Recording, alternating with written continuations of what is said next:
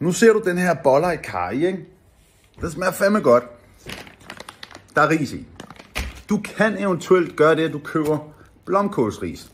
Du kan også lave det her om til ris, men køb bare blomkålsris. Så sparer du i hvert fald en del kalorier. Du kan lave sådan en god 50-50, hvor du tager halvdelen normale ris, resten af det blomkålsris.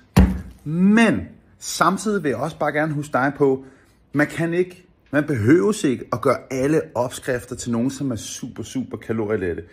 Prøv at spørge dig selv, er der måske tidspunkter i løbet af dagen, hvor du ellers ender med at spise mere, end hvad du ellers ville have gjort, fordi at du netop altid forsøger at holde igen på kalorierne på dine store måltider. Så selvom det kan være en god måde at spare nogle kalorier på ved at bytte nogle ris ud med blomkålsris, så behøver det ikke altid at være den bedste løsning.